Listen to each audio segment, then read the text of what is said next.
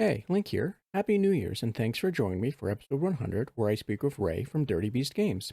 In this episode, we talk about their upcoming title, Roskurs Run, as well as other 2D action side scrollers, how he got into making games, and words of wisdom from his experiences, games they feel are hidden gems, as well as some that didn't age too well, the importance of indie games, and a whole lot more.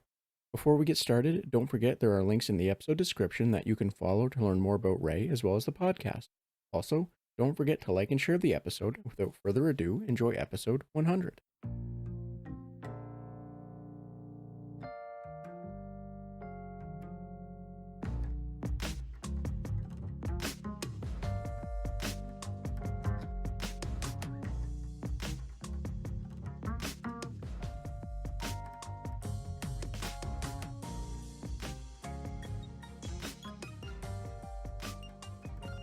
Hi, and welcome to the Red Tunic Podcast, a podcast where I look to rediscover what makes gaming fun and enjoyable by having positive conversations with those related to the industry. My name is Link, and today I'm joined by Ray from Dirty Beast Games, currently working on Roskurs Run. Hi, Ray. How are you doing today? How you doing? Good. I'm great actually. Well, that's great to hear. So, Ray, before we get started, if you don't mind, would you be able to give like the elevator pitch to who you are, like the baseline of what you think people need to know about you before we get started, just so that way, we have that baseline. I'm a solo game dev. I do the art and the programming for a game called Roskurs Run. It's an indie game that is very Sonic inspired, but I try to take it a little bit further. So that's kind of why I'm relevant here. So, well, thank you for that. I sorry, I'm just laughing at the statement. That's kind of why I'm relevant here. Um, but no, thank you for that. And I think it's really interesting from like what you've put out for the game. Just to speak to that is the like you said, it's Sonic inspired, but it's seemingly more than that with like some of the extra features that you included. Like I think on one of the um I don't know if it was a video or like the I saw it. I don't remember how it formed out. But like you also have like a grappling hook, and you have like a bunch of different little movement techs that are um well well beyond Sonic in my mind. It's not like the simple stuff. So like I just wanted to speak to that, like how it's interesting that's like Sonic inspired, but it's more than that. You know what I mean? Yeah, it's definitely like Sonic, kind of like the classic 2D Sonic game evolved to have a more compelling, modernized kind of game loop, I hope. Yeah, like fingers crossed. I it's the best I can say. Not not having tried it or have you, but it looks like it does hit more modern stylings, which is something I always find interesting because like um I always forget the name that people use for this, but it's like the movement tech, the what have you, like the term that's more used. And seeing it in 3D games is like, it's something that's been pushed and it's been growing and growing and being more used.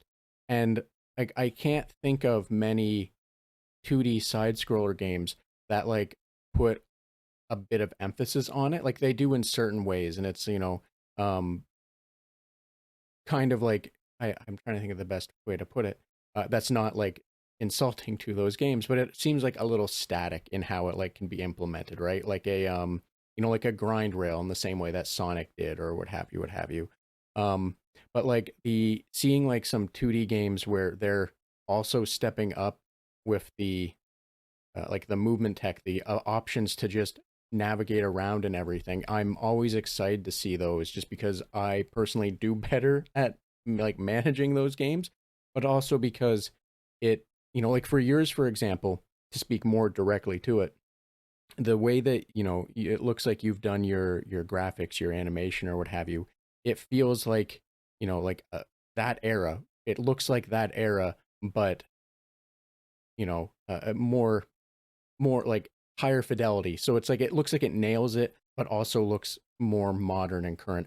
I'm just saying a bunch of words. I really hope at least some of that is understandable in what I'm trying to say.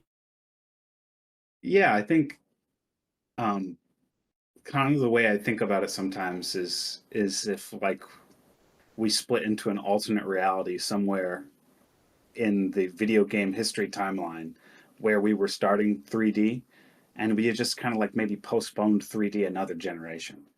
So that was like it's like we went to PS1 and Sega Saturn and N64 era, and we actually just took the 2D game design methods and kind of kept evolving them. It's kind of like maybe how I think about it a little bit. And I think what you were saying about not a lot of 2D games, maybe you've noticed, have maybe developed the complexity of maybe movement tech or whatever. And I think because the games that were most popular for that era, given the constraints of that time and the target audience of that time in the 90s, platformer games were like king they had their moment on the top of they were the genre for a little while, and so we had like AAA companies trying to crack it and do the best they could at that time. But since then, we've kind of moved on to many different genres that have been very profitable for big companies. So they don't really have the incentive to make a 2D side scroller game the same way, um, because the return on investment, I think, is not as great. And then a lot of people who are getting into game dev, into like the indie game scene, they might be wanting to get straight into 3D games because 3D was already around by the time they were getting inspired. And um, yeah, I guess it's kind of like it's just like a kind of happenstance of this just the way that it 2D side scrollers are not the thing for AAA's now to innovate and put a lot of ideas to push the genre forward. And there's a lot of 2D in the indie scene from people like me who do, remember the retro classics of the 90s era. So we do exist, but yeah, we're still just a portion of the indie scene, because there's still a good portion of the indie scene is just people who want to make 3D games, understandably, because that's really compelling and intuitive in its own way. Um, and I think another thing is like I think maybe 2D side scrollers get they kind of get maybe a little bit of an impression that they're simple games or childlike games or kiddish games, and we don't expect the same kind of complexities from them that we do from first person or third person 3D games. Um, Especially because like when you look at the kind of subject matter, I mean, I have like a little cutesy, mascot Mickey Mouse proportioned cartoon squirrel. It's not a grizzled army man in his camo with a current whatever weapon is the current the battlefield setting, whatever it's futuristic or contemporary or whatever. There's a lot of I played a lot of FPS myself, so I don't mean to knock the genre in its entirety, but it's there's a kind of player who like plays FIFA and a kind of player who plays like Call of Duty, and they don't play much else maybe, and they might look at my game and be like, "That's for kids," or like what it's like.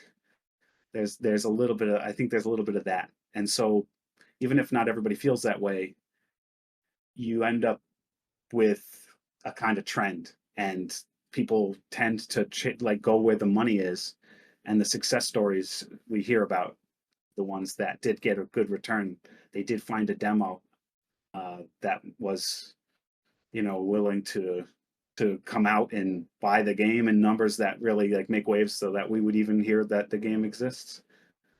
So at this point, I'm still like a niche existence. I have like my audience is probably like the most hardcore of fans of Sonic 2D Sonic type games, and we're like a different breed in a little bit. We're a little bit maybe autistic. We like to find depth in games that may still be fun and colorful and cartoonish and fantastical. And we don't need we it doesn't need to like be a childish game that talks down to us. It's just a you know, but it's like a niche demo maybe. I don't know. I don't know how many people are like me like this, but I kind of love games like Wind Waker where it's just this cartoony, cute little kid in this cute little world, but it's also this like deep game with breadth to it that feels like once you've completed it, you don't feel like it was some, I don't know, like light task, light gaming experience in the same way. It feels like you did take a big adventure. But I'm kind of maybe getting off the topic now. But yeah, So, thank you for I understand what you like where you're going and what you're saying. And like as you were talking, I realized something. And not to say that I was ignoring you or whatever. It's just the things you said made like a different connection, made a different light bulb go off. And it I think the best way to I don't want to say summarize because it's definitely the wrong way to put it.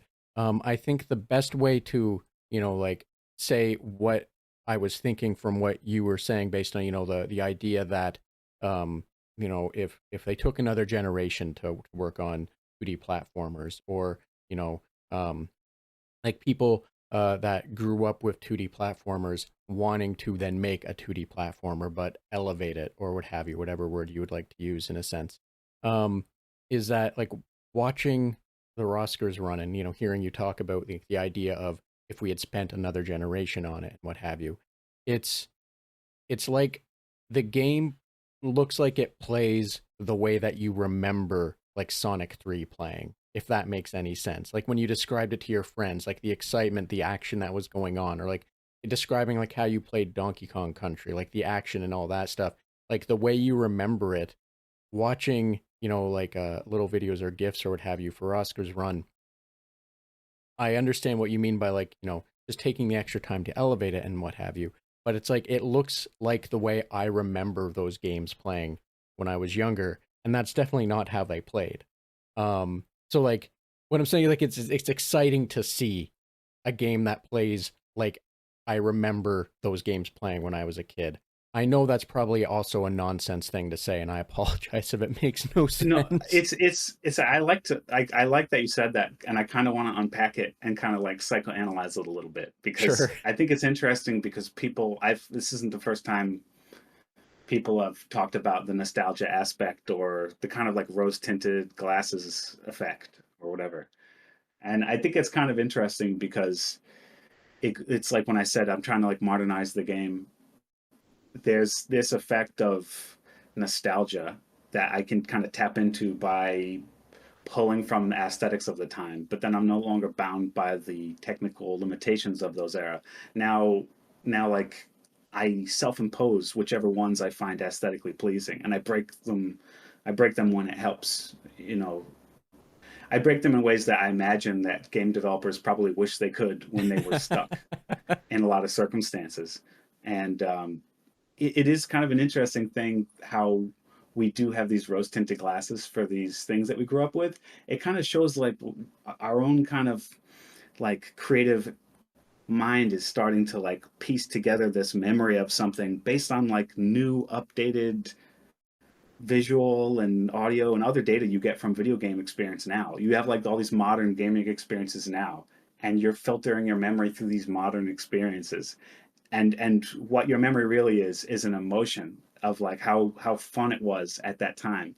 And so like you're almost like backwards constructing this game and being like, if it was fun, if it felt this fun, then it must have had the qualities that I find fun in games in some subconscious way, almost like you're like some kind of like AI mashup algorithm, just kind of kind of blurring these ideas together a little bit in your subconscious. It's like if somebody asks you to reconstruct a memory, it's like going to be greatly affected by all the things that have happened since that memory, because you're just like an altered person from your experiences.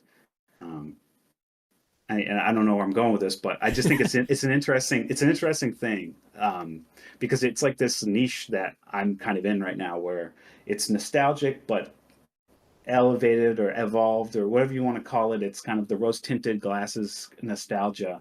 And, when I think of games that kind of give me that feeling a little bit, that feel like it's in this space, that really come to mind is like Symphony of the Night, Castlevania on PlayStation 1. I think that game represents the kind of philosophy that I'm talking about, where they didn't make it wasn't the 3D Castlevanias of N64 that are barely remembered today. It's like the pinnacle Castlevania game that maybe like you could say all further Castlevania games have been modeled in the shadow of almost, except they're I think there was like a 360 game that tried to be 3D and that didn't work out then again. And it's not always easy to adapt to 3D. I feel personally, as somebody who comes from that time, and that's part of my connection to the 2D Sonic 2, and why I'm motivated to do what I'm doing, because I it's like some of us, we've been there since the beginning at like such a critical period of time when it made such a powerful effect on us. And like when people were making games at that time, the people who were making games, they didn't grow up playing games. They like, and if they did, the access and the quality of games was just nothing like what it was for us, the first generation of like the millennial generation, to really grow up like from a young age. I'm assuming you're a millennial. I don't know, but I think generally speaking, the millennial generation, they grew up with these old 90s games right from such a young critical period where you could be like a 5-year-old and be like, I want to make video games, and that, I don't know if like the people who made Super Mario were 5-year-olds and thought, I want to make video games when I grow up. And I think it's like it was a different time for them. So yeah, I'd like to see people, like I like seeing indie developers of my generation being able to make their own creations and truly react to their childhood like a real artist, like react to the things that made you and the things that you loved, and keep those alive, and not simply just have a giant AAA industry that only caters to what's the biggest, most happening thing right now. I'm probably going all over the place, but So yeah, I understand exactly what I wanted to be careful not to say. So yes, after you said that, but no, yeah, I wrap it up. understand exactly what you're saying, and like you know, I as a 36-year-old, as someone that is how I put it, like aggressively a core millennial, and I always put it that way because like you know, I grew up in the perfect time, or my age group grew up in the perfect time that you got unfettered access to the internet when the Yeah, internet different time. was still the actual Wild West. And like, even people that are later millennials, you say that to and they're like, "Oh yeah, I remember." It's like I'm not it's like you're not trying to be arrogant or like be on top of a horse or be like you damn young kids, but it's like the internet after it went through a few weird renditions. Like my metric is if you know the importance of why you opened up every conversation with ASL, you were probably in the Wild West. And if your Oh yeah, I answer remember that. and if your answer wasn't typically 18, male or female, California, you also did not understand the Wild West that you were in. But Yeah, or just complete insanity. yes, exactly. Now, I mean, just public chat rooms, just it's just like with complete strangers. You're just like, uh, why am I even here? and like yes, like Yahoo chat, AOL chat, um Yeah, like the absolute, yeah, the insanity, the what, like just the like yes, the absolute nonsense that you were allowed to be in when you were like 11. Now 11-year-olds are like younger people now, it's an entirely different scary world, and that's a whole different conversation. I fear for them in a different way than I would fear for if I were an adult 20 years ago. I fear for them now differently than I'd fear for my generation of kids. But anyway, um now, Ray, you had said a few different things there, and I think on the topic of like other developers, the inspirations that they had when they would have been making games in the 90s. And inspiration for developers now and indie devs now and what have you. I think that's a good jump off point to ask, how did you get into developing and making games? Like, would you mind speaking to that? Yeah. So I've always been like artistic and very into drawing and whatever. So I've always been an artist, I guess you could say. And I've liked video games from maybe age 3. So I mean that's as close as saying I've always been a gamer too. Yeah. And it's like basically as for my entire conscious life I've been like an artist and a gamer. So you want to create and you want to play, and the things just eventually you want to create the things that you love playing. And I first I went to school for illustration and animation, and I learned all like the digital tools. And from there, once I learned the digital tools, I was kind of looking at like, okay, I'm going to become like a freelance illustrator. This actually looks rough. Like it looked, I mean, it's not that being an indie game dev is not rough. It's not, it's just like you're always chasing the next commission, and yeah, it just I just didn't see myself being an effective artist that way. Oh, don't switch. Hello, can you hear me? Yep, I can hear you. Oh, sorry. I think my computer just fell asleep because I didn't move the mouse. I'm so Oh, surprised. Anyway, um, so where was I? Yeah, so I went to college for like illustration animation because I'd always been kind of a talented artist. That was who I identified as. I'm an artist. That's what I'm going to do. Programming is kind of intimidating. I love video games. I wish I could make them. Maybe I could work on a team someday.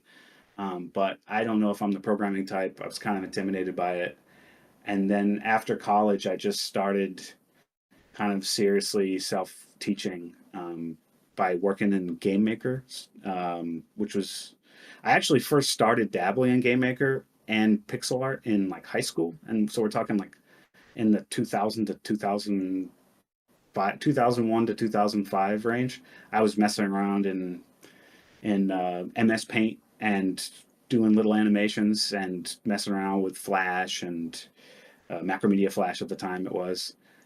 So I had like kind of not really mastered the tools, didn't just kind of played with them in a kind of superficial way. It took me a while to kind of, you know, get acclimated. College pushed me more down the digital route, and I developed that skill set. And then once I had the digital art skills, I started after college dabbling, doing my own thing. And then this buddy called me out of nowhere from college, and he was like, "Hey, you want to get together and try to make games?" And I was like, "Yeah, let's do it." So he was a programmer, and so I was like, "Oh, great," because now I'll just be the artist and he could be the programmer. We'll be a good combo.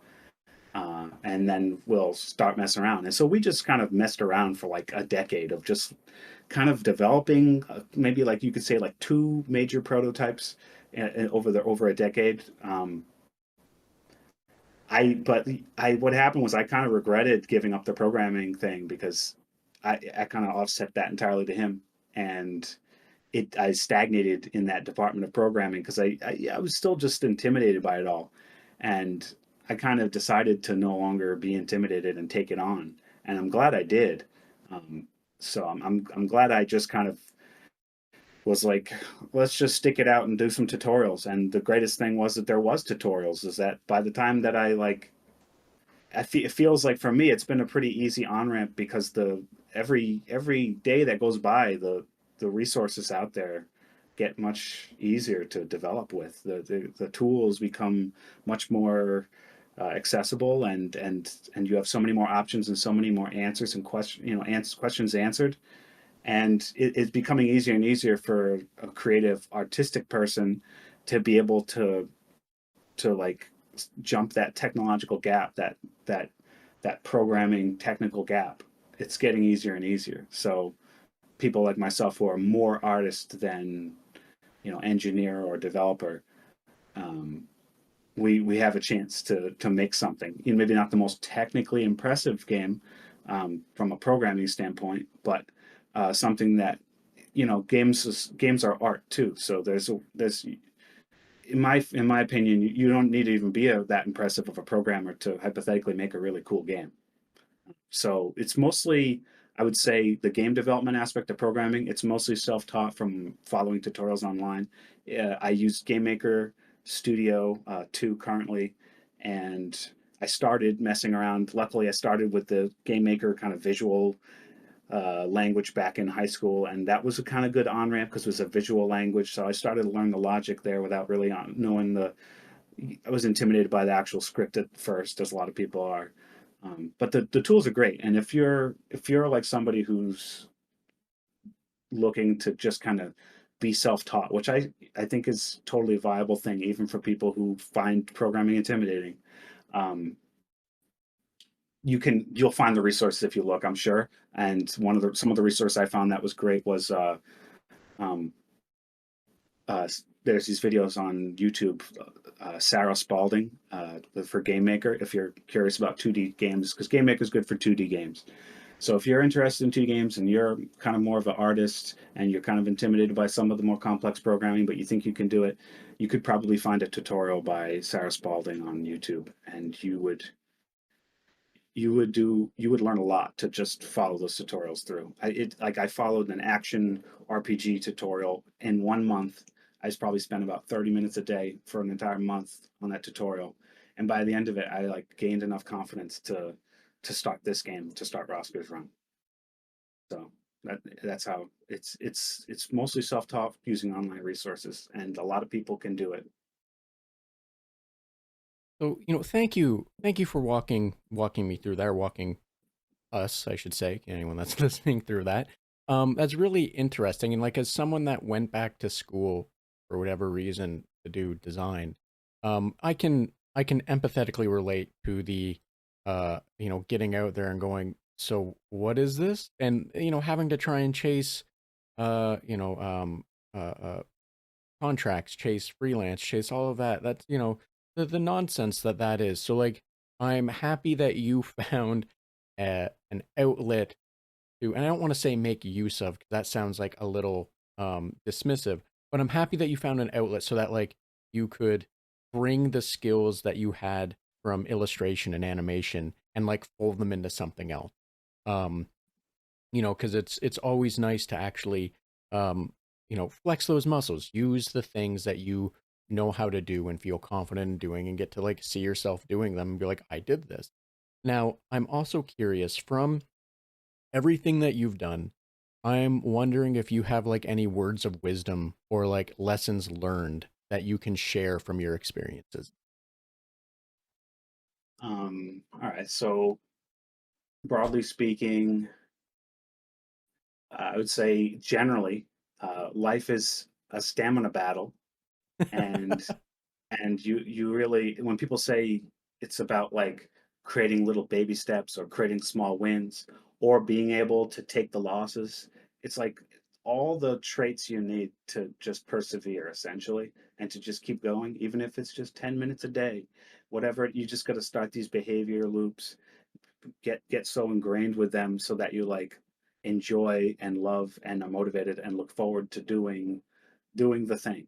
And it's like, if it's really like, if you can habituate yourself to really like do it all, like every day, it's not something, like that. It shouldn't feel like you're on a diet and it's like a struggle every day. You got to get to a point where you like look forward to it. You're fun. Yeah, I mean, you're having fun. Somebody who doesn't know how to swim is going to be panicked if you drop them in the pool.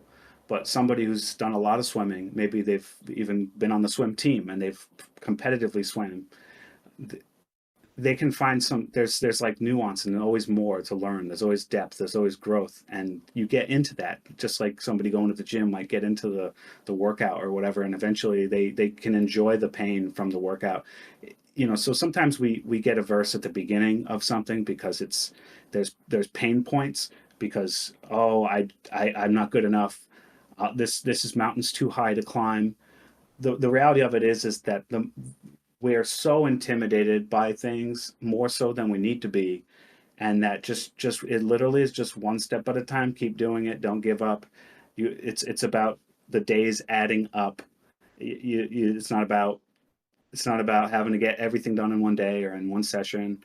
or it's just keeps adding up, and so you just keep building, you keep trying to make progress one way or the other. Well, whether it's like, in some skill set or some project that you're working on, you just find ways to get these little wins, because it's just that you got to break it down to these little wins. Now that's the fundamental for anything in life. I'd say you have to like program yourself for a period of time to really be interested in doing this thing and still do it. And when you think about game design, it kind of goes along with this, because like what I'm trying to do as a game designer is I'm trying to motivate somebody to do all these kind of, like, I guess you could say they're menial tasks if you were to think about it. You're like pressing buttons. Like it's like you're just, what are you doing? Or you have to, like, if I give you a quest or I give you some challenge, it's kind of like you're doing like work, or you're doing kind of a tedious task or something in some way, you could say. Like it doesn't come with an immediate benefit to you in the sense of like, yo, you don't get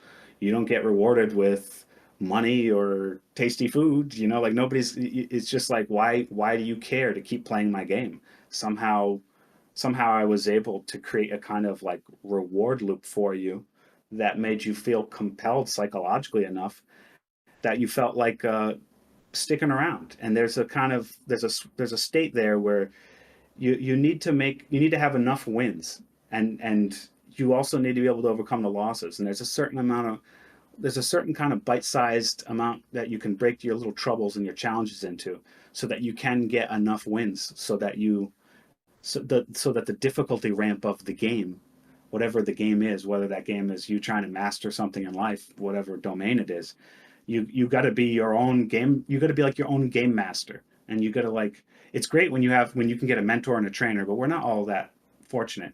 So a lot of us, we have to be our own game masters, and we got to try to like take the baby steps we need to take to give ourselves the psychological. It's really just about breaking up psychological wins. Give yourself these little cookies, these little nuggets of reward that make yourself feel good that you did something, and just so you keep doing it, and it's just habituating. I know I'm repeating that a lot, but it's like it really is a stamina battle, and it's really just like being willing to like take a loss and continue, and not never hit that point where you say, I'm judging myself as officially not good enough, because like that's like, who are you to say? You don't really know. Like you have to really just try your best, and the kind of like competition of the world will decide it. And people surprise themselves all the time. And there's a lot of people that really have an impressive potential that don't necessarily realize it. And I feel like I was in that boat. I was just working in kitchens and construction jobs, low end employment, not very gainfully employed, um, and I I didn't have any connections or like really much resources. I was pretty poor and broke and in debt, and it's like I said, I was intimidated about the programming because I didn't really perform well in math. I'm more the art kind of person, and even in that circumstance, I feel like but it took me a long time. I've been messing around for over a decade. It's like 15 years more now, more now. Yeah, 16, 17 years. So some people, they get lucky and they can get right out of college and they can have it hit off, but um, it's perseverance. It's like, yeah, this I'm talking about 17 years of perseverance. People have to, it's a long runway. You got a long life ahead of you. You have to think in long terms. So like you can acquire the skills if you really want to make that sacrifice. I think a big part of the problem is that it is a big sacrifice. Not everybody has all the time and resources to make the same sacrifices, and not everybody in the world can simply just do what they love, because somebody's got to take out the trash, and somebody's got to. I know I used to have to build the houses and make the food for people. Somebody's got to do those jobs.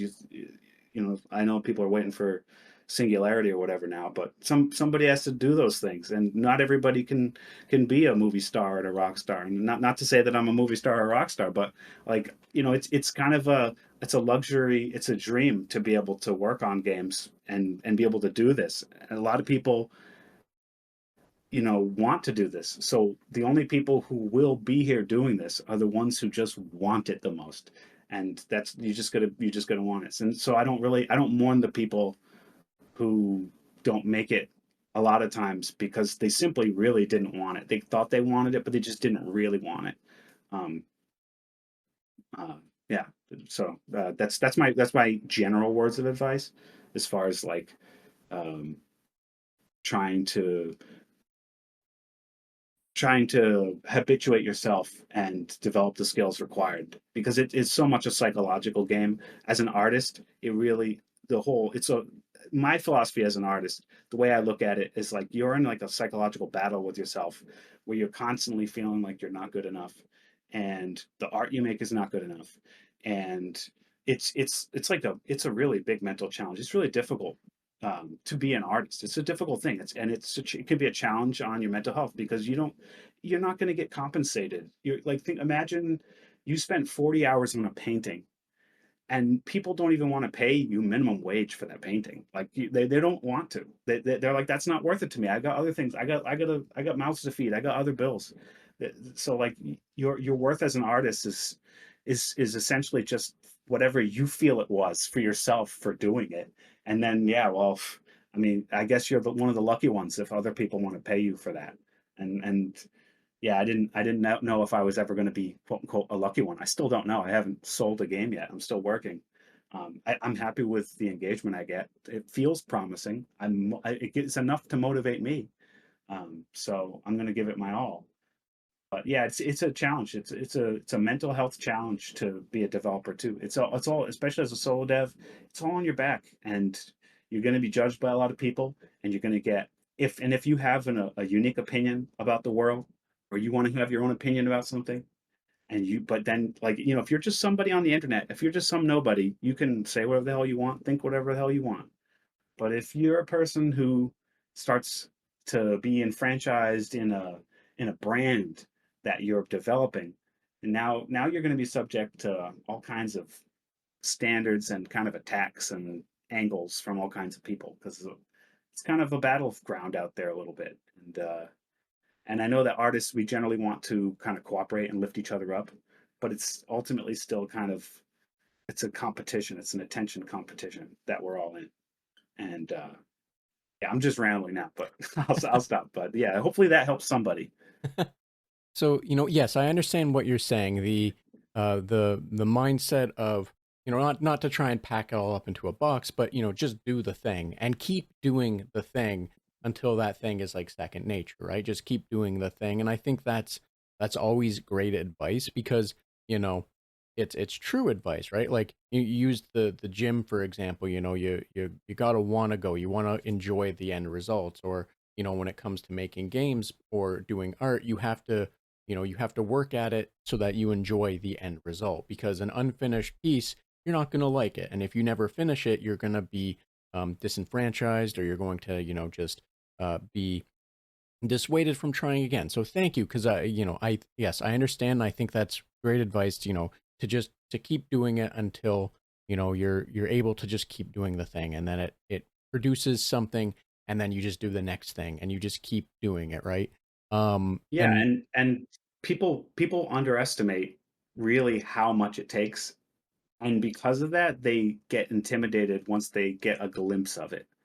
And sometimes it's better to just look down at your feet and put one step. If you're the type who gets intimidated by seeing the mountain, then just don't look up. Just look down at your feet.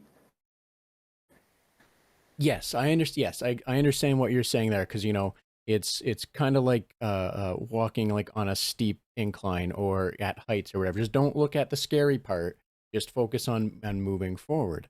Now, um, I am curious because with the mindset of just keep moving forward. Just put your head down. Well, I don't want to say put your head down and keep it up, but like with the mindset of just do the thing. I'm wondering if there was a game that you played as a kid that, you just did the thing and then you wanted to go back to it in your older age and went, "Oh, I regret doing the thing." Um if or in other words, if there was like a game that you played as a kid that when you went back to when you're older went, "Oh, this isn't worth my time anymore," and you had to stop.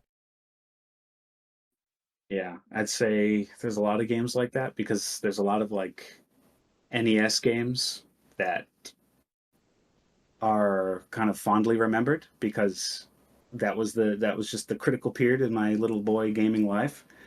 And when you go back, you're just like, what? These games lack the depth that would compel me to, it's like I've played so many games for so much by now that it's like when somebody starts a sentence and you already know what they're gonna say, you're just painfully listening, and that's what it feels like after like a few seconds of playing the game. Sometimes you it's like I get it. I'm still happy with Mega Man from NES and Super Mario Bros. And there are some games that I'm still really happy with from the NES, but there's a lot that like I really liked. Like for me was Bubble Bobble when I was a little kid. My mom and I would play Bubble Bobble co-op, and that was really cool to play like a co-op game like that. And the music was kind of like an ice cream truck. So as a little boy, it was like this ice cream truck music, and I have this. It's such this like nostalgic sound now. It kind of like it just reminds me of my mom playing with me as a little kid. So I've got emotions connected to it. And now if I play that game, yeah, I'd probably be like, oh yeah. I mean, so these are all like obvious and easy to say, I guess. You could say NES or old games that, obviously feel outdated, and that's kind of why I'm trying to update this oldish format of side scroller platformer game. Um, but to be more specific, maybe I'd say there's probably a series of a lot. I was a Genesis kid as well. I had an NES, but then I had the Sega Genesis after it, and there was a lot of Sega Genesis games that were modeled after. I mean, in general, there were a lot of games that were modeled after TV or movie IPs, and the art on Genesis, a lot of times the pixel art was actually really good.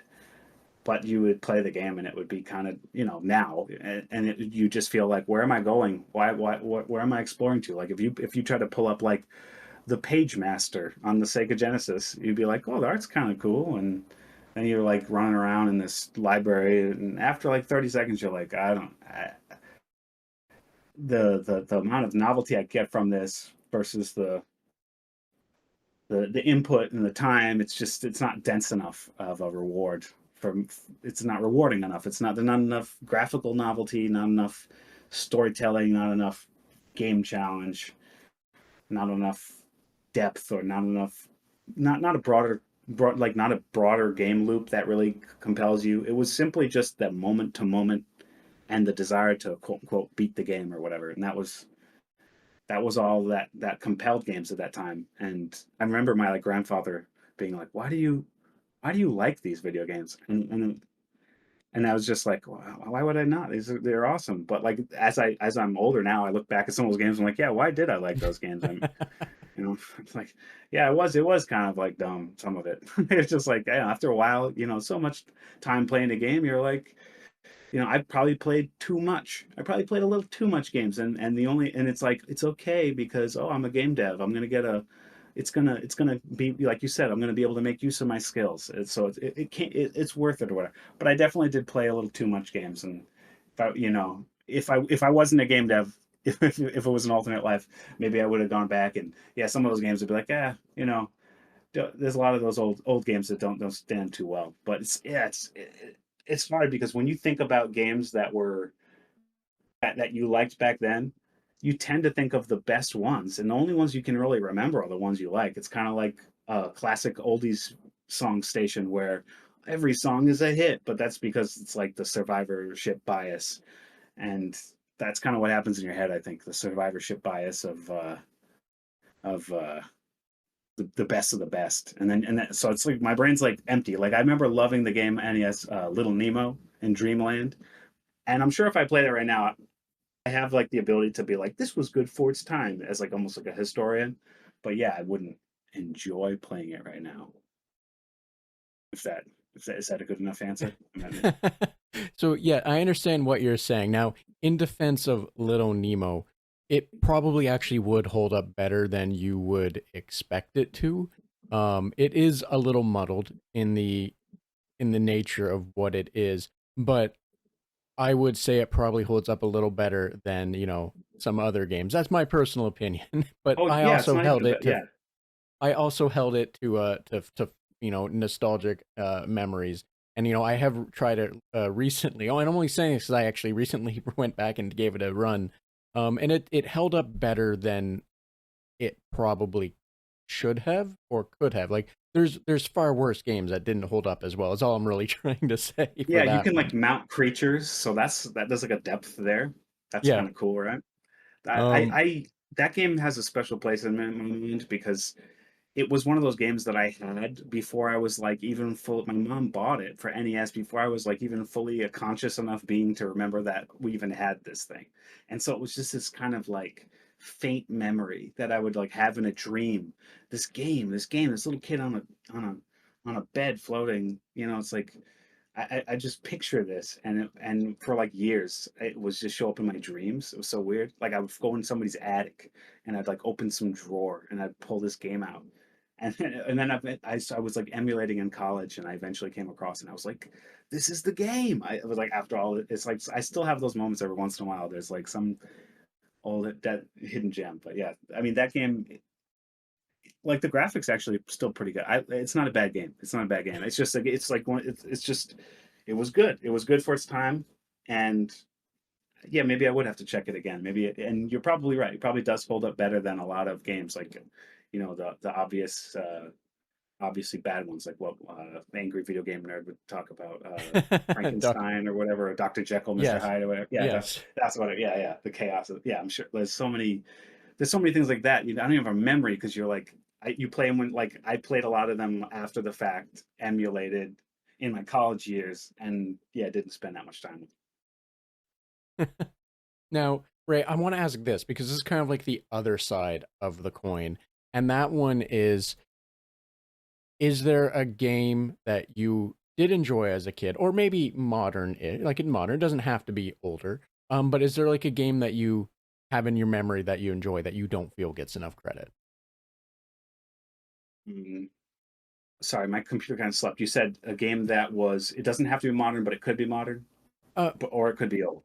yeah, like however you want to interpret, but it's more about if there's a game that you enjoy that you don't feel gets enough credit, whether it's an older game or a newer game, just or what have you. It's the other side of the coin of, the one that doesn't hold up.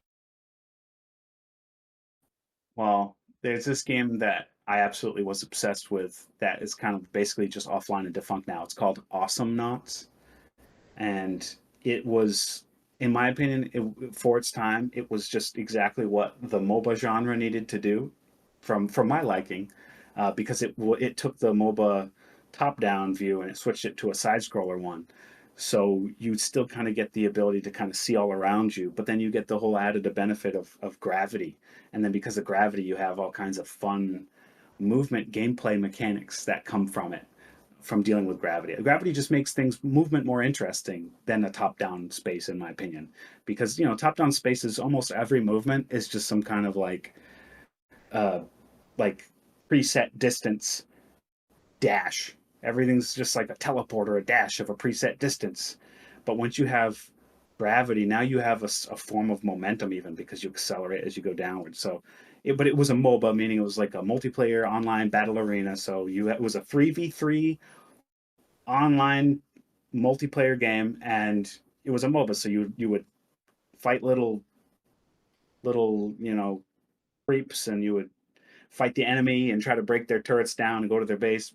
But it was all so cartoony, and it's just the moment to moment was great. It wasn't that kind of like, it didn't feel like playing StarCraft or something. It felt like, oh, my WASD or my directional input on my controller correspond directly with my movement, and then I got all these buttons and they just do commands, and it's not like, it doesn't feel like, oh, you have to press one key and then hover the overlay, or it was just, it felt very immediate and visceral, like a kind of traditional side scrolling type 2D game would.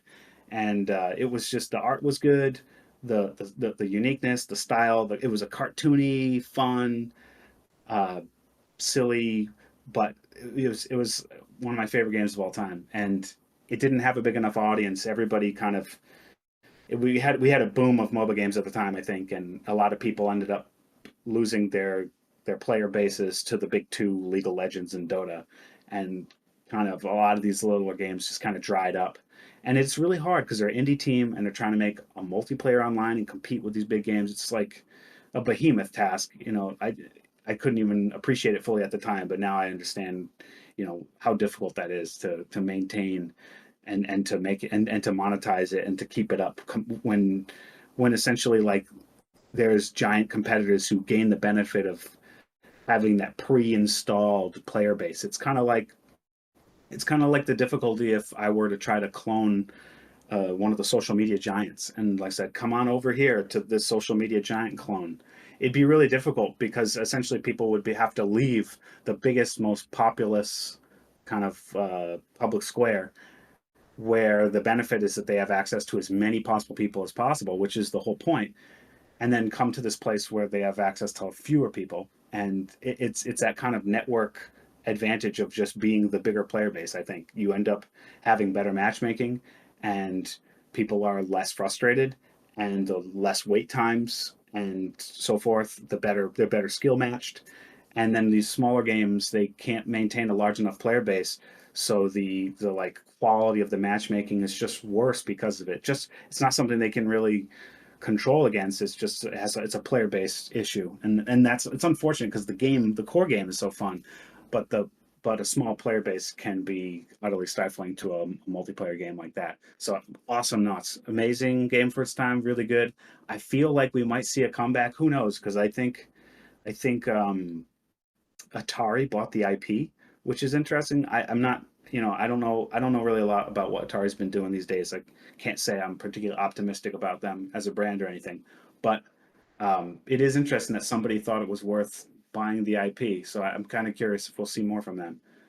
And then to talk about maybe something a little bit even more obscure that is currently out and you can go buy right now if you were curious.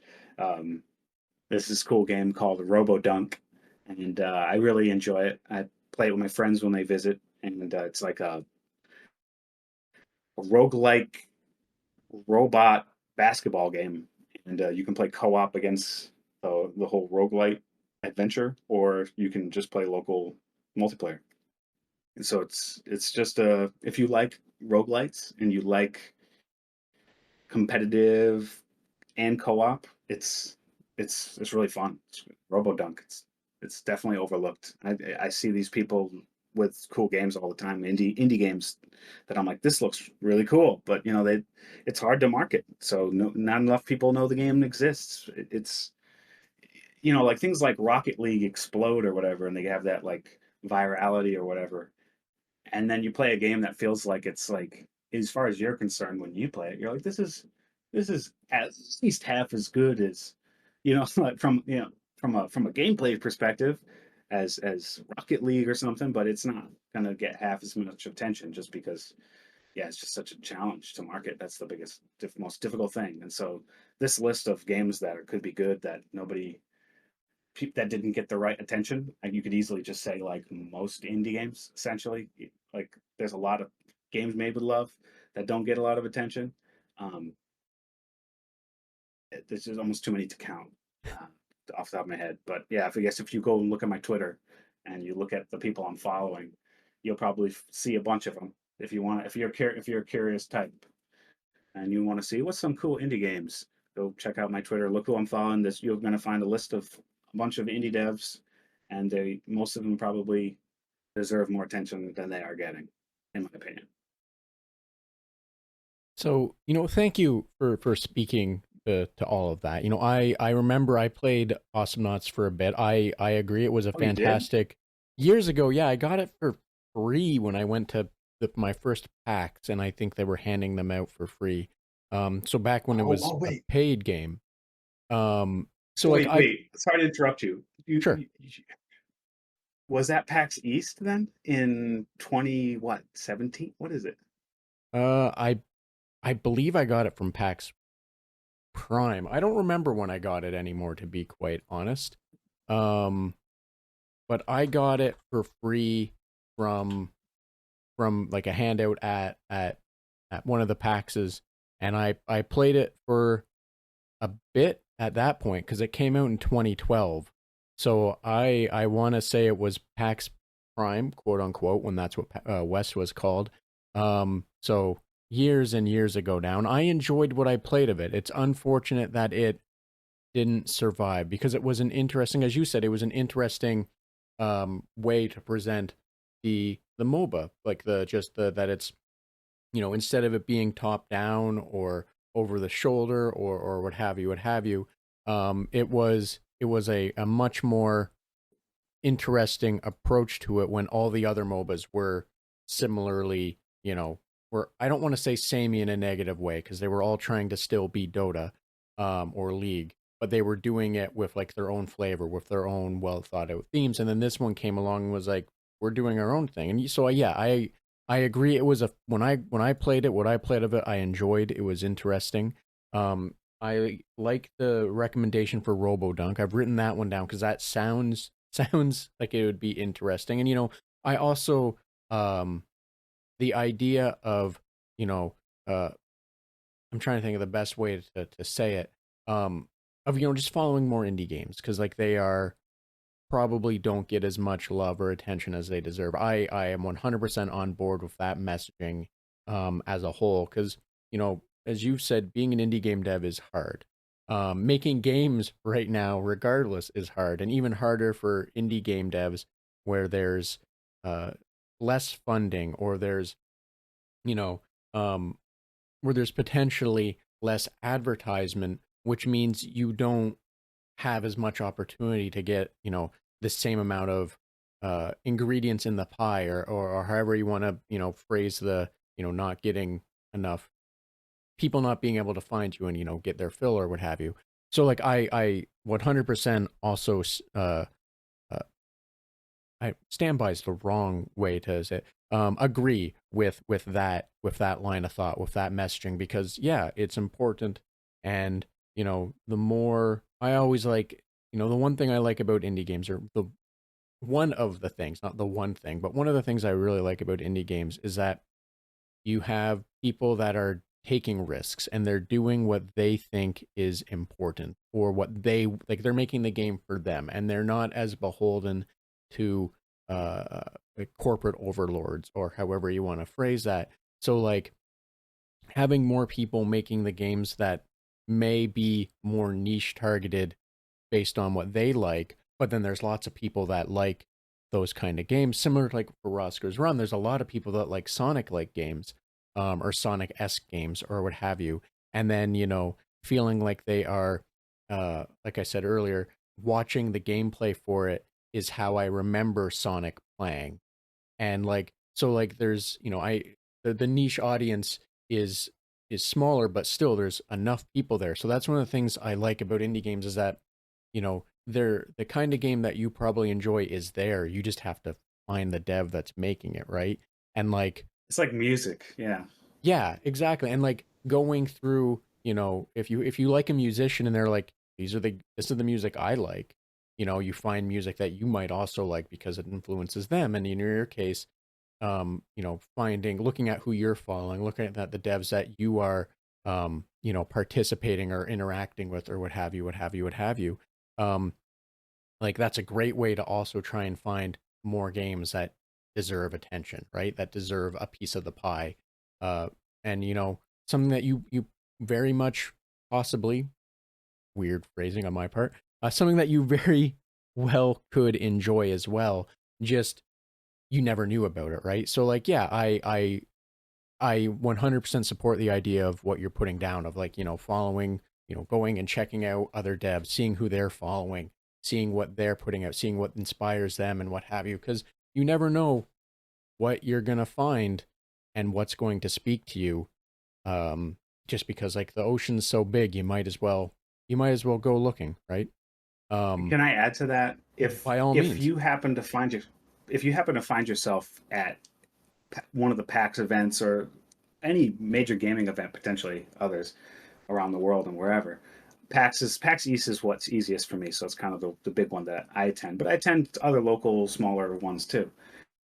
If you do go to PAX East or other big ones, and they have an indie section, and you're somebody who's maybe got niche tastes, or you're somebody who wants to get into game development, or you're just kind of getting sick and tired of AAA, like go look at the indie games and talk to the developers directly. And it's so great. Like I love going to these events and getting to talk directly to the developers, because it's like, for me, it's like a kindred spirit. Somebody I can relate to, and I just get to go walk up and chat with them, and that that experience is super helpful in realizing, like, hey, I could be part of this club. Like, well, like, I went to there was this event, Boston Festival of Indie Games, and I used to go to those just as a you know an attendant, not showcasing anything.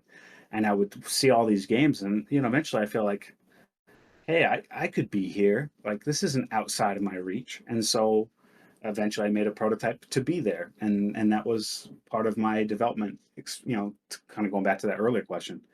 But it's like, take the indie devs they are passionate about what they do. So, and don't just like walk up and play their game and walk away quietly. I mean, if you're a socially anxious person and you don't have time, whatever, I understand. But if you're the kind of person who has a little bit more curiosity, like, don't feel afraid to talk to them, because it can be so fun, and you can end up. So, like, I met the Pipistrello devs. I forget the name of their studio. It's I feel bad, but they're making this cool game. It looks like a Game Boy Advance game inspired by Legend of Zelda Minish Cap and other top-down type adventure games like Zelda, like. And just meeting these guys, it was like, I think they're from Brazil, but it was just so cool to meet them, and it was like kindred spirits, even from, like, another hemisphere. But there was, friendly people, and they love what they do. So, talk to the game devs if you're curious. You might find that, like, hey, this is my crowd. I could do this. I'm you know I think like them, or I have similar feelings or thoughts, or you don't have to have similar feelings or thoughts, but so it just can help. It can help you get a sense of if you it can give you confidence to talk to them, because it can help you. It can demystify the wall. A lot of people, they play games and they don't necessarily know who the developer is, and, like, even the name of the studio at all, let alone ever getting to talk to somebody who does it. So it's just, that's fun. I've gotten the chance to show at PAX East myself, and it was a blast to have so many people play my game, and I was thrilled to talk to all these people who were curious enough to approach me. There's a selection bias. You only really see the people who are interested in you. So if it's like this amazing experience to join these kind of events, because you get, like, a lot of wind in your sails. You get a lot of motivation. Tangent So, over. so, yes, excuse sorry about that. So yes, I know exactly what you're saying.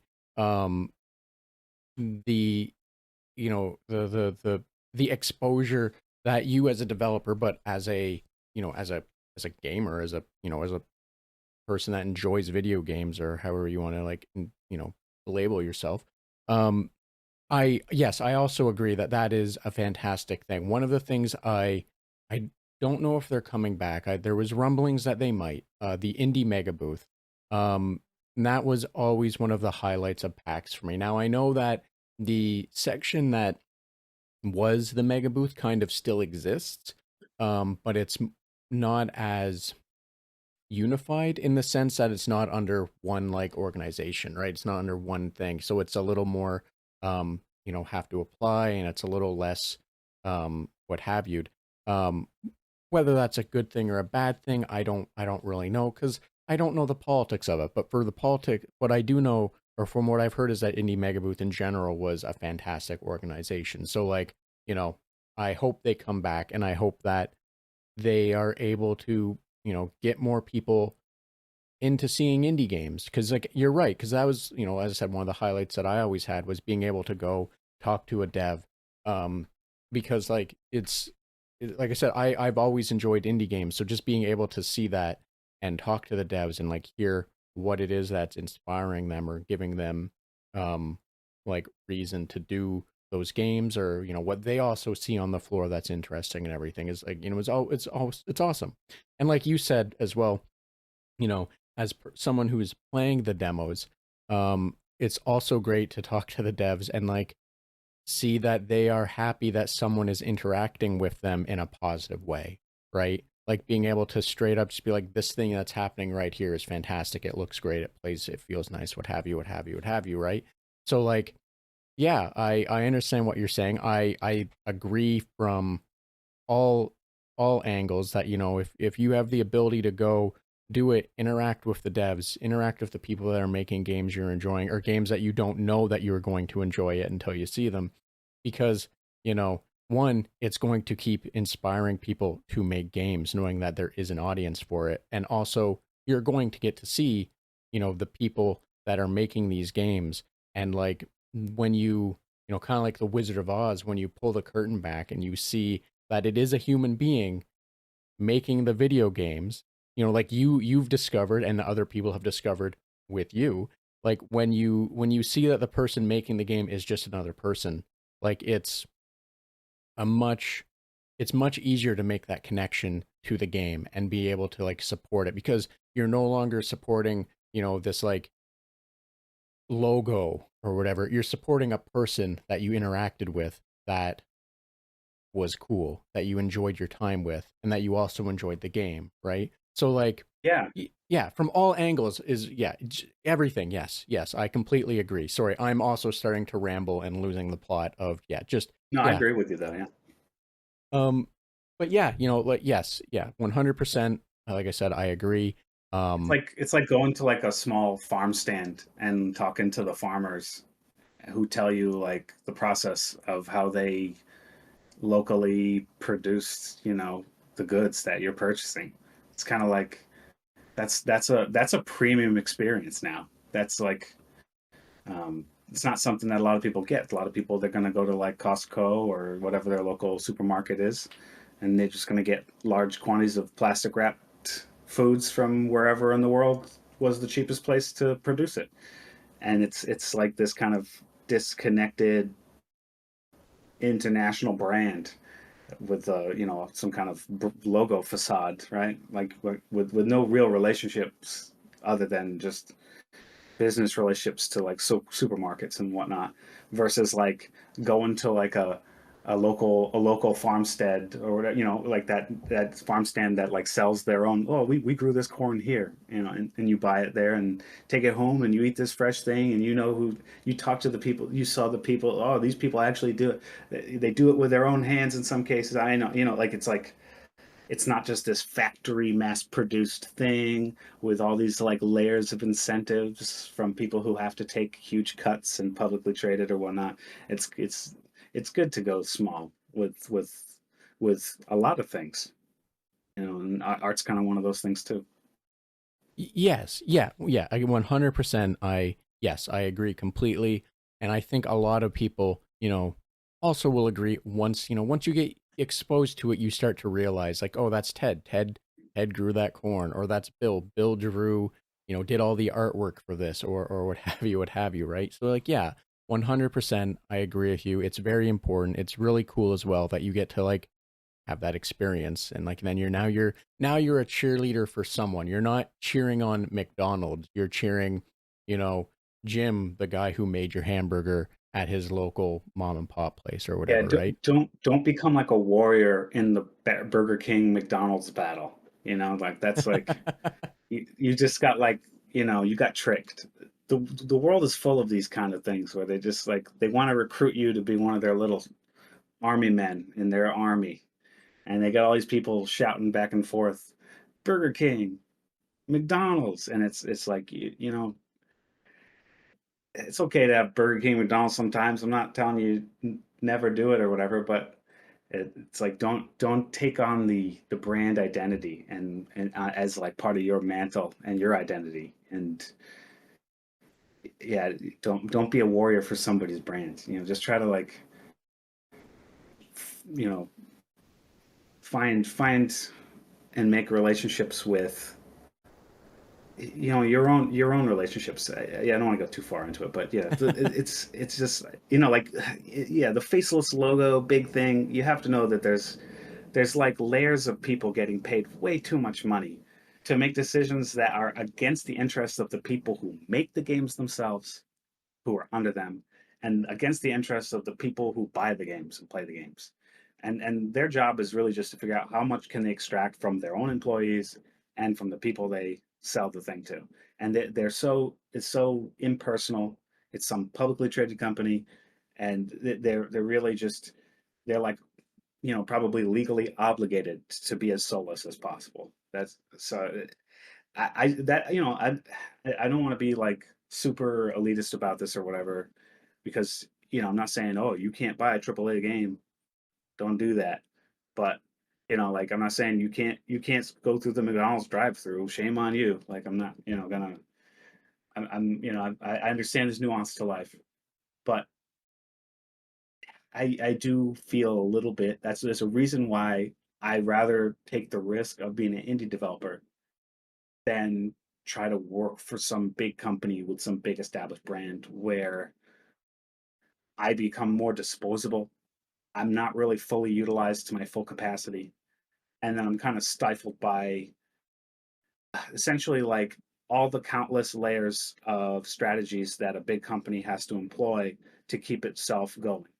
So I imagine that there's got to be strategies that they use to manage their own people so that their people are, well paid enough to stay, but not paid so much that they can go out on their own. And people who are kind of getting compensated with just to them, it's just, oh, it's so cool to finally work for Blizzard. I used to love Diablo 2. I'm sure, how much is that compensating people sometimes? How much, like some of these people that will work in these jobs, I wonder. I don't know. I haven't been in these, I am not an insider about these things, but I'm looking from the outside.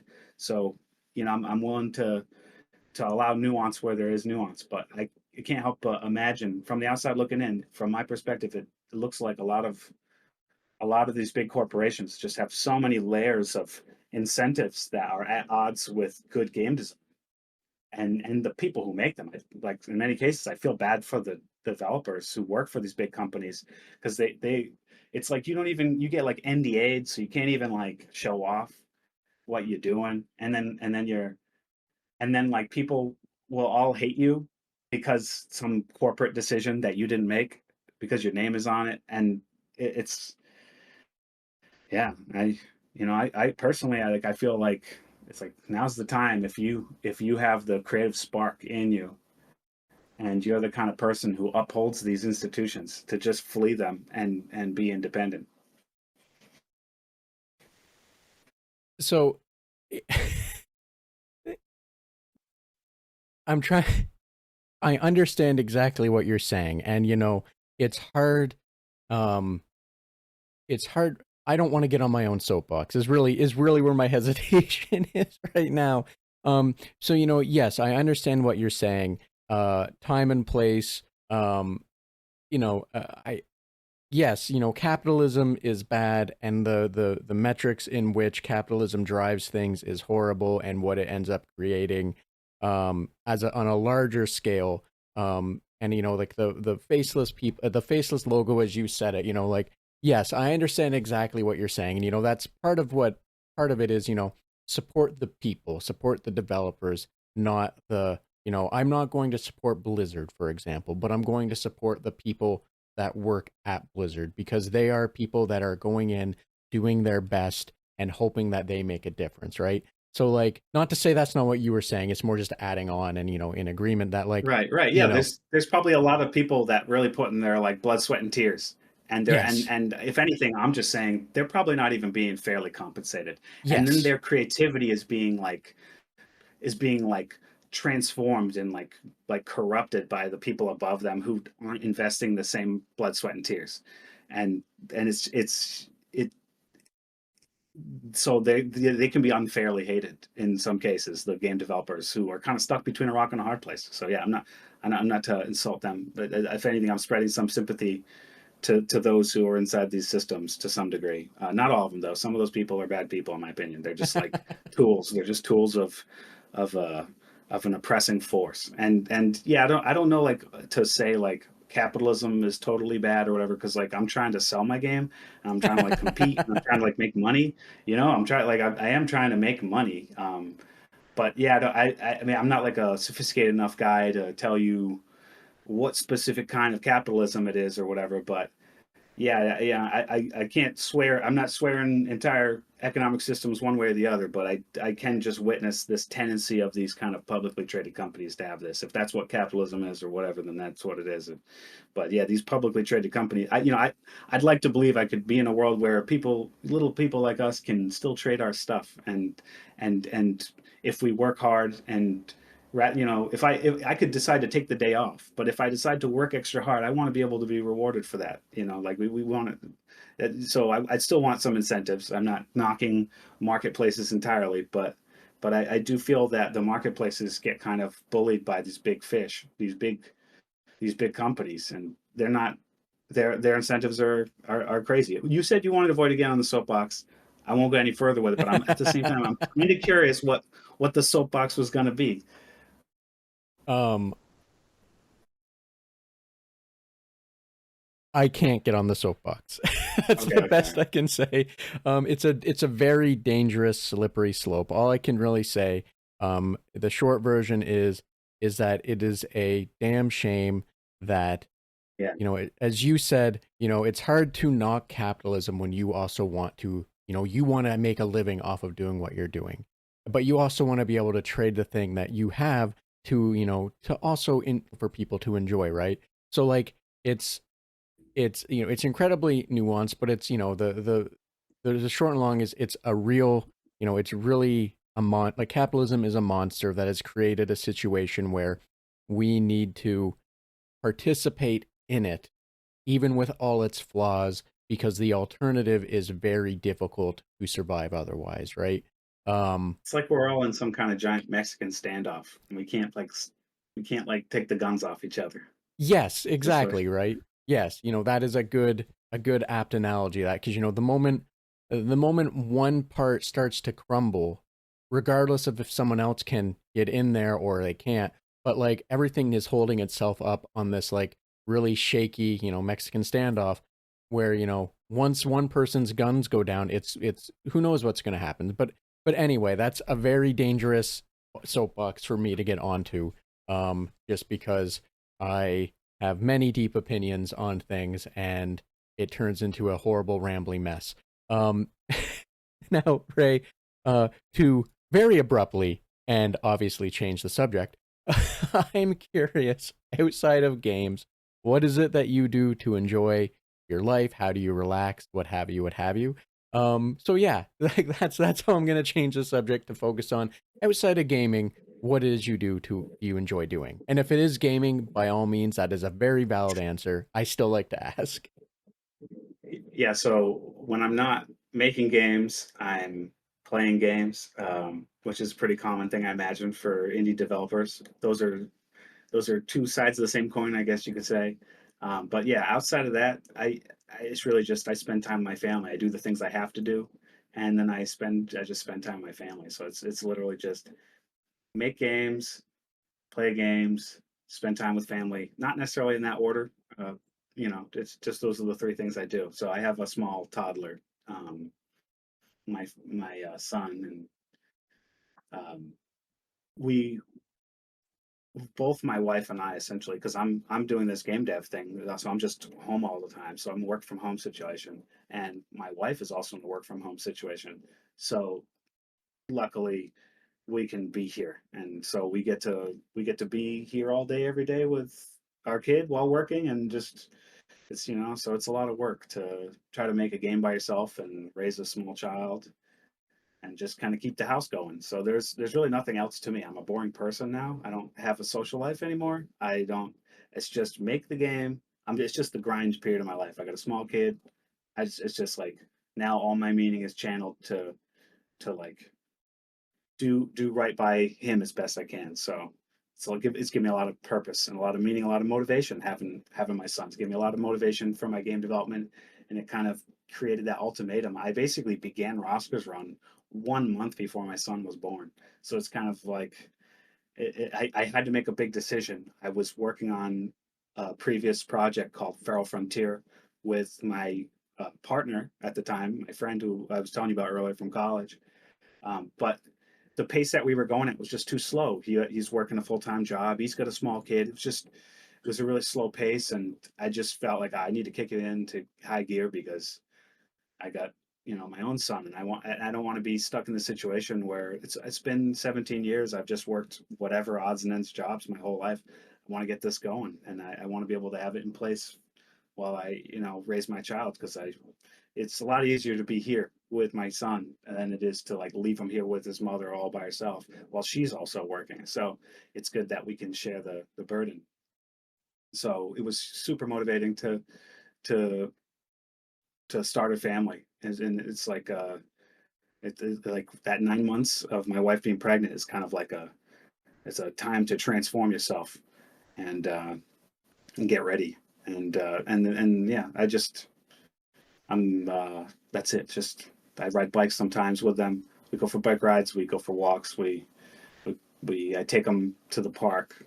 Simple stuff. Just cooking, just playing, just playing on the floor, rolling around. So that's it. So, thank you for sharing that. And I understand what you're saying. Like in a general thing, of you have a very obvious set of priorities, and that is ultimately at the end of the day what you're working towards is being able to, spend time on those priorities. And I think that's, it's nice to hear the I think the best way to put it, the I don't know the right word. It's nice to hear that you and your wife are able to be at home and, both take care of your son and both be there. And then when your day's over, you're right at home as well. I know there's a word to describe all of that. I'm sure. I don't know what it is at this moment, but it's nice to hear because, like, yeah, why would you want to spend, why would one of you want to spend like 3 hours driving every day and then get home Oh, exhausted and yeah. all of that fun stuff, right? Oh, it's so great. It's so great to skip driving. Like we just share one small little sedan, a cheap little car. That's it. We barely ever drive, and we're perfectly happy with that. We don't really seek to go out, and it's great. My wife doesn't have to like wake up early to make herself look presentable. It's like there's so much time. I have two older sisters. There's a lot of time that can be wasted for a lot of women getting ready because they have like such like high standards for their self image in many cases. So there's so much time. Then they're kind of expected to if they're in like competitive environments a lot of times. There's so much time wasted on that. And it's not productive. And then, yeah, driving to work, it's not productive. It's just wasteful.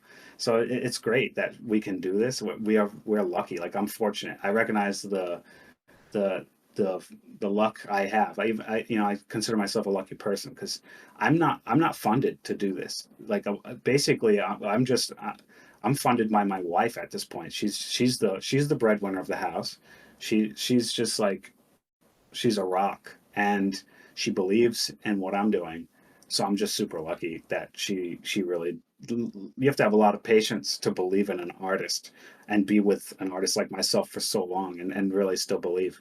So she really believes in me. So I'm super lucky to have a very supportive partner. I would be impossible. I would have been in the category of not fortunate enough to become a game dev if I just didn't happen to have an understanding and supportive wife. So I'm just that's what makes it. There's a lot of people who are talented out there. They just don't have the opportunities all the time. And so in this case, it's like when you recognize it, I recognize I'm grateful for it. I'm super grateful for her support. She's the number one investor in Roskurs Run. She makes it all possible. And I always check with her. Is this good? What do you think? Try it out. Play it. So she's the one always looking. She's my number one play tester too. So, for everything you said, the small child, this situation is the wrong word. But like just everything that you have, I'm really hoping that Roskurs Run, your luck continues and that it pays off. Just because, you know, it it's nice to know that when you have so many people like supporting you that it can be successful, right? That it lives up to everyone's expectations and then does well. So I wish for the best of that. And all things considered as well, just because talking about both of you working from home and your small son, and what I'm getting is I don't want to take up too much more of your time. So if you're okay with it, I'm gonna hit you with some lightning round questions, and then I Sure. will let you get on with your day. Let you get to spending time with your wife and your small child. Sounds good. Awesome. Now, before I do this, I just want to remind you that these are lighthearted, nonsensical, and a little bit random. So, by all means, don't worry about thinking too hard on them. There's no judgment. They are random, and you can answer however you see fit. So, just making sure you're aware of that before we jump into what may or may not be like pure nonsense. Yep. Ready to go. If the cast of your favorite game was replaced with guinea pigs, do you think you would still play it? Yeah. Yeah. It's fair enough, straightforward. Yeah. Oh yeah. Okay. I'll tell you. Well, I'm not sure what my favorite video game is, but I can think of if you were to recast, say, Sonic the Hedgehog 3 and Knuckles or Super Smash Brothers, and the gameplay was exactly the same and it was all guinea pigs, it could be done. It could be done, in my opinion. Yes, elaborating on that one. That now I want to be very clear. That wasn't me trying to guilt you into elaborating. Um, but yes, I understand completely, and I wouldn't be shocked if it was already done. Um, Seeing what the bot wants to serve up here. Now, here's one for you. Nintendo wants you to design a never before seen power up based on you for, a Mario game. What would that power up be? Based on me or just Yes, any power up at all? based on you, or any. You can take that however you'd like it to be. How's that? Never before seen power up. Mario. Hmm. I guess ooh, that's tough because I take it too seriously. I'm like, oh, I think all the pros and cons of all these mechanics. I'm like, well, they already kind of have something like that. What design? Okay, Nintendo wants to design it for. Ooh, for some reason, I'm just thinking of my own game's mechanics. So yeah, I'm just like, oh, Mario with a fully working grappling hook or a gliding ability, or Mario with um, a power up. Yeah, that's I mean, that's something I would have to, like, think for a while on because they do a really good job, I think. They've covered a lot of their bases, like, when I say flying squirrel gliding suit, it's like they already kinda have a flying squirrel gliding suit, and maybe technically theirs is more fitted for the Mario mechanics than the one that I even want to see, so, yeah, that's a tough one actually because it takes a lot of consideration to, like, say, "What can I add to this, like, masterful game series that hasn't already been added?" That's a tough one. Yes, that is a very fair question, or very fair answer. In that, yeah, like it's, asking it and then you putting it that way. It really is kind of, yeah, it is a weird one that I should probably reconsider just because, uh, yeah, Nintendo kind of has done a lot of stuff. Now, I'm gonna hit you with the final one. If you could choose any game to get a sequel, but that sequel could have nothing to do with the first game, what would you choose? Like, what game would you choose, and what would the sequel be about? Hmm. So it probably means I like the setting and the art, but the gameplay wasn't so great. That's what makes me think. Nothing to do, or are we saying that the gameplay is the same and the setting is entirely changed? However, you would like to take that interpretation.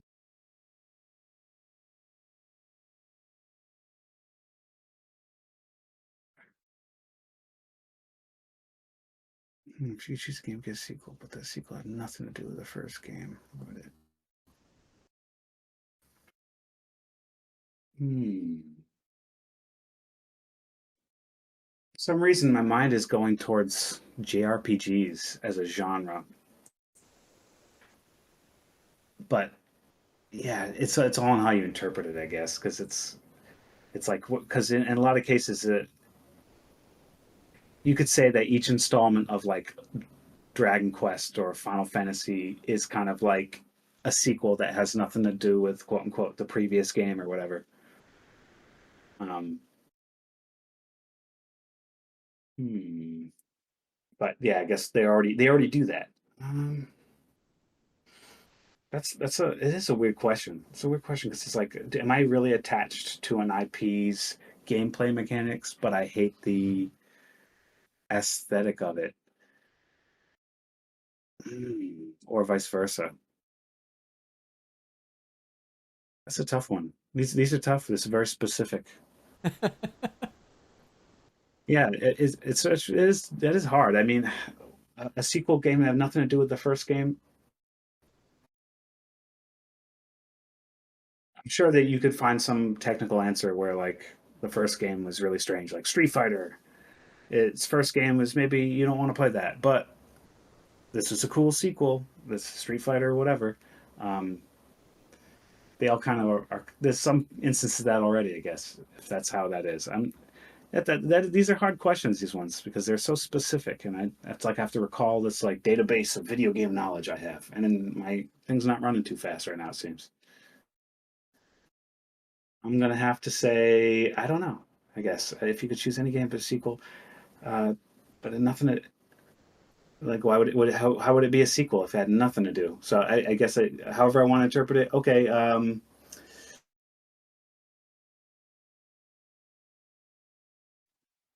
mm, I'll just say Mischief Makers. I don't know, just because I want to see a sequel, and um, it doesn't need to be a continuation of the story, and we could probably change a lot about the background. I don't know, maybe smash it up with Tomba. That'd be fun. I don't know. That's just a random thought. So, thank you, thank you for that. Um, yeah, I think that's where the problem is with these questions. That if you try and think too hard on them, you then start to realize that they're a little more specific than they could be, or in some of the questions cases, they are. You then have to try and deconstruct. Well, in this case, trying to deconstruct what the game is that made it work, right? So, thank you for wading through that. My apologies for hitting you with harder questions than I intended to for you. Not to say that in an insulting way. Just I did. They provoked more thought than they provoked a lot of thought for you. So my apologies for that. Oh, no, I no did not problem at intend all. to. Hopefully it doesn't keep you up tonight, where you sit there thinking about it and then suddenly Yeah, shoot no, out of bed. yeah, I feel like maybe deliberate about it. I did write up like little answers for your like preliminary questions to kind of, I guess, give myself some, you give yourself a little bit of time to think. Sometimes some questions do need some thought. I'm glad you did shoot them over. And even then, it was like, I was as if there's a lot of thinking that could be done. And, maybe somebody like myself overthinks. But, So there was a couple questions that I would like to go over super quick just to yeah, give, by just all for the means. record, I guess. Um, because I think like, as far as like games I really liked that you had asked about, that I think are relevant to people who maybe are curious about my game. Um, I like, Sonic the Hedgehog 3 and Knuckles was a really formative game for me. It was a 2D platformer with like physics mastery, and that physics of having momentum plus kind of terrain relative directional jumping so that the terrain kind of angles you jump, and being able to run up walls and kind of have terrain that's not simply just rectangles. That's just from a from a game design standpoint, that's really compelling, and it's probably the biggest motivator. Just Sonic 3 and Knuckles and Sonic 2, probably the biggest motivators for why I loved games and got into games. But as far as like the amount of games I play and what I played a lot of Smash Brothers. Played a lot of Smash Brothers, and it's right from the beginning. And I absolutely love the games. I'm playing Rivals of Aether 2 right now, like a fiend, and I just got to play the dev Dan yesterday, and I was able to beat him, so it feels good. Feels good. But yeah, I love games that have like mastery, like like technical skill mastery that allow diversity of approaches and outcomes where you can kind of be creative. There's like a certain thing that kind of happens with some games like Super Smash Brothers Melee or this old game called Tribes, where people discover ways of moving that are not intended by the game designers, and in that way they take and make the gameplay their own. It's like they get to a level of mastery that's beyond the limit of even what the game developers anticipated. And at that point, it's like all their prowess is their own. It's the game players to to be proud of themselves. It's kind of like a speedrunner. It's like once they do something once they break my game in some way I didn't mean them to, I'm sure they feel proud about themselves because it's like some kind of power that they had attained. And it's like something that they like, that I didn't, wrap a bow on it and serve it up to them on a platter. It was something they had to scrape from just like raw effort. Like nobody intended Tribes to allow skiing to slide down slopes, and nobody intended Super Smash Brothers Melee to have wave dashing. And yet these things like are these techniques that were discovered and mastered and like revolutionized the competitive play of those games, and they were never even necessarily anticipated by the guys who made it. And it just makes that gameplay, it just makes it more like it's it's the players. It's like their skill, what they achieved. It's like it's no longer within the imagination of the game developers. It's like if like God destined you to only ever be so good, and then you turned around and was like, no, actually, I'm gonna break the matrix, and I'm gonna become even better than God anticipated I could be. Like it's like you broke the ceiling, and so I like, there's something about that that's cool. It makes it yours, the gameplay, and it really becomes your own kind of thing. And I want that kind of parkour creativity, that kind of like when you see two players play, you want it to be very, very obvious. This is a high level player. This is a low level player. And then even amongst high level players, you want it to be like these are two different players. You want that to be kind of obvious. Those are things I like. So those that's I try to put a lot of depth into the character controls in my game. I expect people will break it, as they break all games, especially speed running type games and Sonic like games.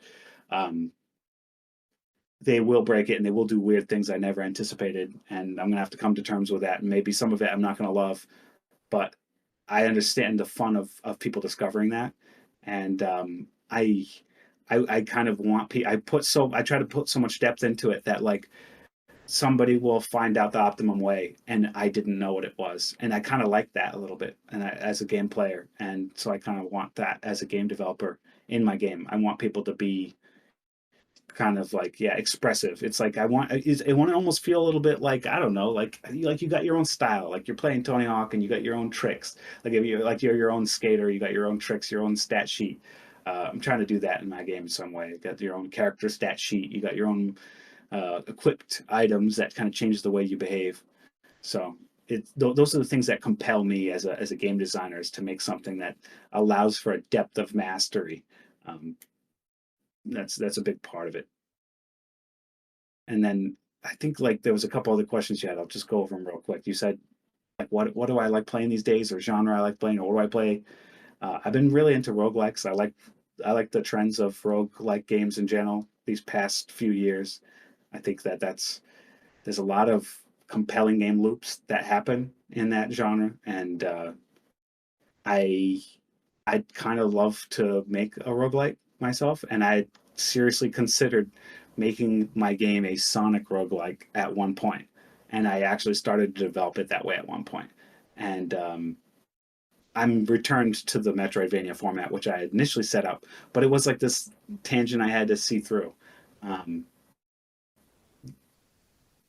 the What else? What else we got here? Oh, Amber Knights is a great roguelike game. Yeah, it's a great roguelike game to play, um, for people who like co-op. So I'd suggest that in the roguelike genre that has been kind of growing in the past years. And I think there was one more question here. The that I liked a lot was what's like your like kind of cozy game? What's your comfort game? For that one, I'd say Pokemon Gen 1 through 3 or Slay the Spire. You could I could just like veg out and play those games and be up late and just like sometimes I think I'd be like anxious a lot of times about the next day for some reason, and I'd find myself playing these kind of games late into the night, like not wanting to go to sleep. Those are the games I go to when maybe your dexterity is not the greatest and you're just tired, but you still don't want to fall asleep. Those are the games I go to. Pokemon and Slay the Spire, turn-based games. So thank you for all of that. I the lightning round version 2 or what have you, if you will, Yeah, for the run through of that. And I just thank you for running through that. I always know that like when I send out the questions, I always know that there always isn't going to be a chance to get to all the everything that was the potential questions that could pop off. So thank you for taking the ones that you like, the ones that we didn't get a chance to jump into and break down or what have you, and just and run them out. I can definitely understand enjoying games like turn-based games or what have you when you're just too exhausted to do anything else, but you also are too exhausted to fall asleep, that weird state. And I can also really appreciate the the view for games that have just kind of evolved into things where the developers didn't intend for them to exist at first, at least. With Tribes 1, how um sliding or skiing, there we go, there's the right word, how it didn't exist, and then for 2 they leaned into it, and then that became a staple of the series. So like I also, yeah, that's an interesting view, a thing to keep in mind, that and even like for your own, like in not context, but like in line with your own game, that yeah, people are going to find some things, and it's going to be interesting to see what they find, because like it's for other game developers, I'll use this as an example because this one's a little easier for me to speak directly to. For like a game like Devil May Cry, where they're like, yeah, I made all this stuff, and then they see people that are better than them pulling off all of these weird combos, going, I didn't even know my game would allow any of that, right? So like I imagine the excitement for seeing people do things that you didn't know the game was going to allow is a pretty wild thing. Like, that would, that'd just be so cool to see someone, completely break everything and go, that shouldn't be possible. What's happening? And then just enjoying the ride that they are taking you on. absolutely.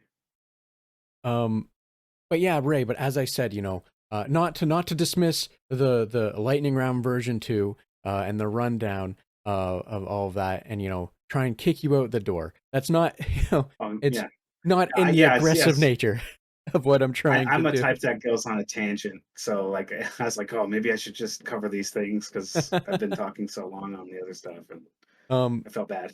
no, yeah, and I'm not saying this to shame you or any way. It's more that Oh no, I appreciate I it. I appreciate you doing that, but at the same time, I also know you have a life, and I also don't want to steal more of that time that you've already given me. When I know what your life entails outside of making games and outside of giving me your time.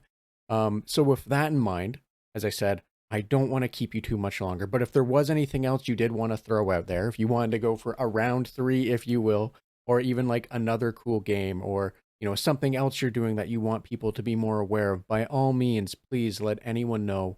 As well, where can people find more information about you? That I'll also include in the episode description, so that way they don't have to remember the exact name, the exact spelling, and they can just click a link. Yeah, you can find me on Twitter/X. That's the best place to find me. I'm not super consistent, but yeah, my at Dirty Beast Games.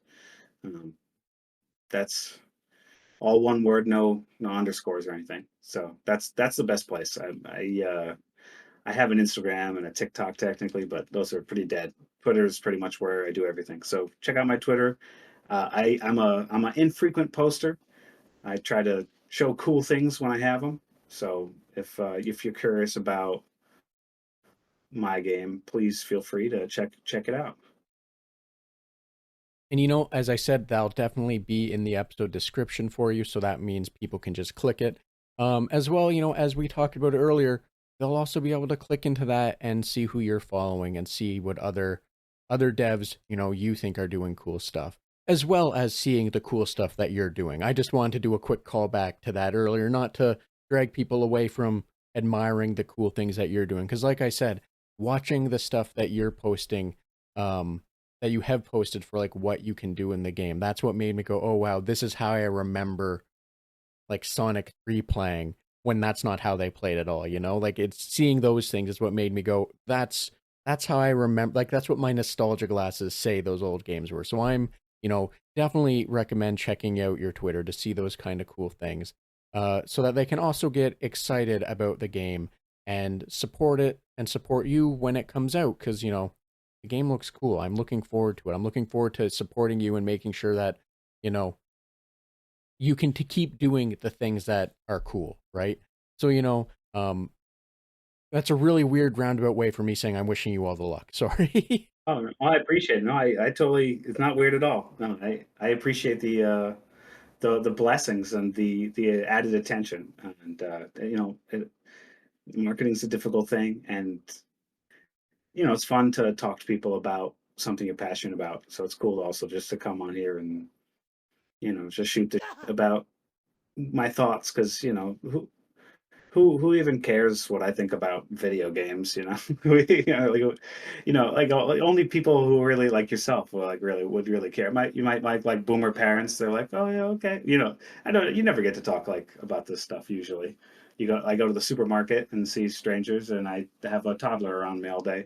It's kind of nice to talk to somebody who is really into games, and so I always enjoy it in general. So it was fun to chat and promote my game. Always, that's always a good thing to do.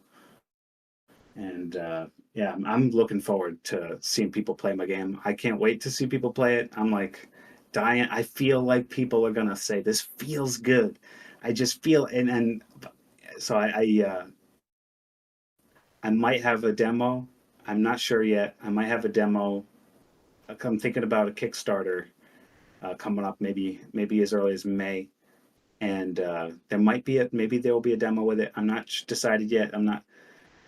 I've been like advised against demos, but I don't know if that's like a great idea. I I I, I myself would think like, oh, I should put it out. I think people will like it. People will play it. They'll like it.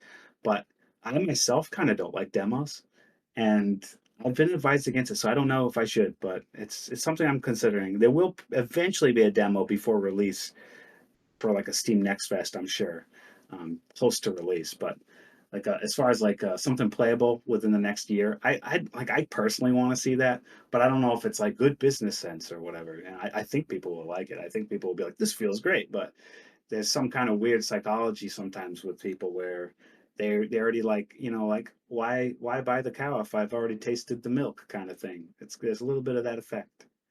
I think so, unfortunately. So I don't know. I don't know if I'm a candidate for this because some people are like, your game's a beautiful looking art game, which means like just show them the fun graphics, they get the idea, and just leave them wanting. Some people would say, and yeah, I'm just dying to see people play it. So maybe I'll have to do an event. So yes, I understand what you're saying. I am not the expert in giving any advice. So what I will say is I understand, and I look forward to whatever it is you choose to do, whether it's releasing more fun stuff that, what's the word I want to use? That demonstrates, there's the word, that demonstrates the cool things you can do, or whether it's a small like 1 or 2 level demo, like whatever you wish to do, I am looking forward to it. Like I said, I'm not the expert. I'm not the person that has enough knowledge to have a real working opinion, but I look forward to whatever it is you choose to do. That is the best thing I can say, I think. Thank you. And if anybody listening has an opinion, feel free to share it on Twitter arbitrarily under unrelated posts. I don't care. Just maybe I'll run a poll or something. But yeah, thank you for having me. Thank you for letting me talk your ear off. I get long-winded. I know that. Um, and hopefully your audience finds something of value in the ramblings. Ray, I all I can really say is I thank you for you making the time to have this like for being here to talk with me. I appreciate you coming on. It was, it was fun getting to hear your opinions on things and getting to discuss, like where you came from, what your inspirations were, your hopes for the game and what have you.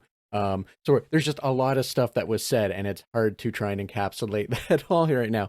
But what I'm getting is thank you. I appreciate you coming on and speaking with me. It was nice getting to hear your side of things as a developer for the game, and how you came into this field and how like what you hope is next and what have you.